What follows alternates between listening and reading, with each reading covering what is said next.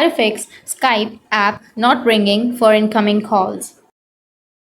So if you want to fix the Skype app not ringing for your incoming calls, then what you need to do is first make sure to check your internet connection, and you need to tap and hold on to your Skype and go with the app info option.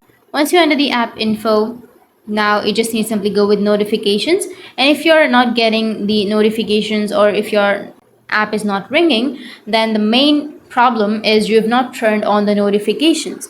So you just need to simply go with all Skype notifications and turn it on. Once you turn it on, your problem will be fixed.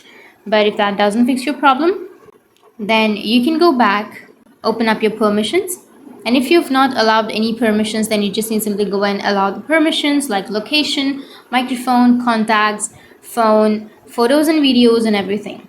Once you allow the permission, your problem will be fixed. And the other thing you need to do is you just need to simply go back and open up your Skype. Once you open up your Skype, now you just need to simply go with the upper left, which has that profile option. Go with the settings option.